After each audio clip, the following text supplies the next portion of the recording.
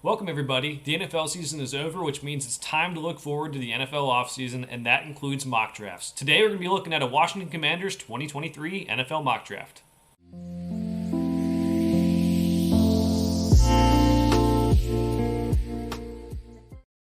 The Washington Commanders are up in our mock draft series as they narrowly missed the playoffs last year, but they're a team, I think, with a couple improvements through free agency, or the draft, they could make the playoffs next year. So we'll have to see how they do with this mock draft. We're going to be using the NFL Mock Draft Database Simulator. I like it personally because it has the players who are in the draft, and the ones going back to college out of this mock draft.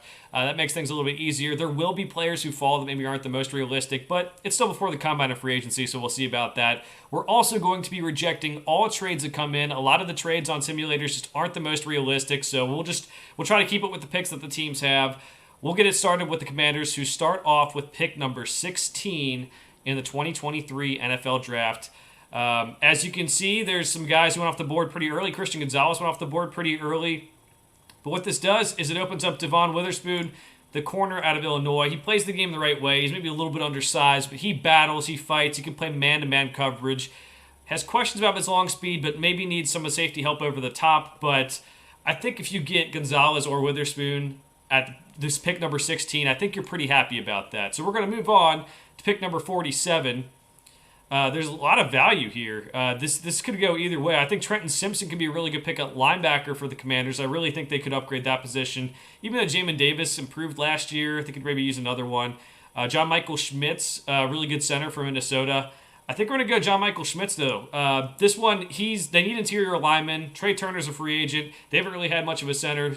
John Michael Schmitz can jump in and start right away for the Commanders. I think if he falls to them a second-round pick, that's a target they're likely going to want to kind of look at here. And then they can wait for the third-round pick. They are at pick number 97 as we reject all these trades. This gives us the opportunity to take Noah Sewell, the linebacker out of Oregon. It's nice that he's at the top of the board. I don't know exactly. A lot of people are kind of varied about his value in this draft. He's a good run defender. He's kind of an old-school linebacker at 250 pounds.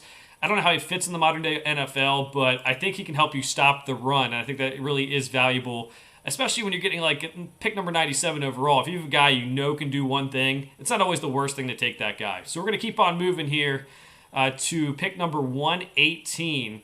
A lot of different options here to fill a bunch of needs, too. Let's go. Optimally, you could go another offensive lineman. Doesn't look like there's any in the range that really stand out to me. You could go wide receiver, but they spent so much draft capital on wide receiver in the past. Let's double up on corner. Let's go Garrett Williams. Garrett Williams, I think, would go much higher in the draft, but he tore his ACL last season. I think he's a really good player. And, I don't know, maybe like a second or third round pick if he didn't get hurt and possibly plays into a first round level. That's a little bit too far for me to say. But a really good player, I think he could be very valuable. Let's go Colby Wooden at pick number 152. Let's get some defensive line depth.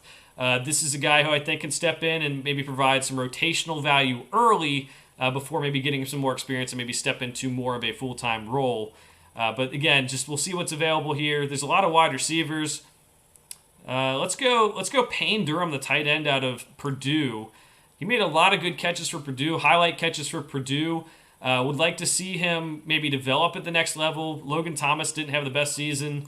We'll see if Payne Durham can come in and kind of fix those things. We got some picks to play with here at the end of the draft, pick number 215 and pick number 235. Running back seems to be a need from this simulator. I don't think it is one after taking Brian Robinson last year.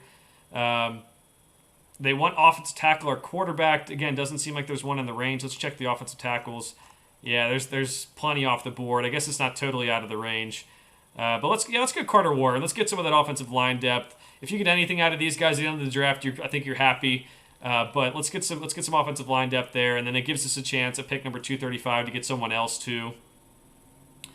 And let's go with Henry Bainivalu. Not watched this tape yet, but an interior offensive lineman, another one could be good. Again, Trey Turner, free agent.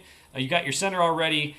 That I think is good to get an offensive line when you don't know what the quarterback situation is going to be. I think we're going to assume it's Sam Howell right now. You might be out of range to take a quarterback. Again, we passed on quarterbacks because I just don't think it's realistic that they fall. But if they do, maybe you take one, maybe you trade up for one. But if not, Sam Howell did look good when he played the Cowboys this past season. But look at this, Devin Witherspoon, really good corner, man cover corner. I think could really provide some value. I don't know if he falls that late either. Anything could happen in the draft, but that would be a really good pick at number 16.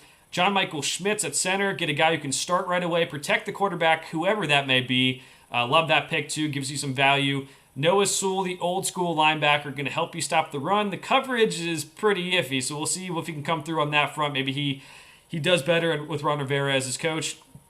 Garrett Williams to kind of double down on corner.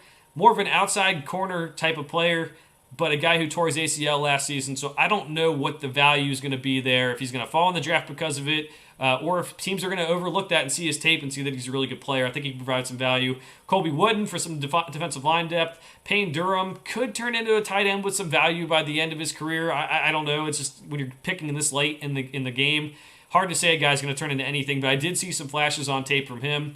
Carter Warren, the offensive tackle out of Pittsburgh, had some hype coming into the year. Maybe didn't play fully up to that, but I think he can be a guy who maybe sticks on a roster for a while. And Henry Bainivalu, I'm going to say that a bunch of times, but he's an interior line prospect who I think gives you depth. I don't know if he ever really pans out, but getting depth on the offensive line is very, very important. I do like this draft for the Commanders. Don't know if Witherspoon falls. I don't know if the quarterbacks fall, that gave him a chance to pick them early.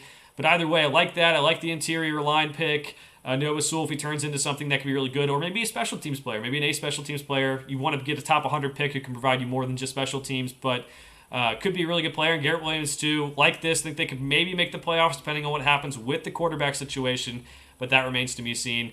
It is my turn to remind everyone to like and subscribe to the channel. We'll be doing more mock drafts until the 2023 NFL Draft. For now, thanks for watching. We'll see you guys next time.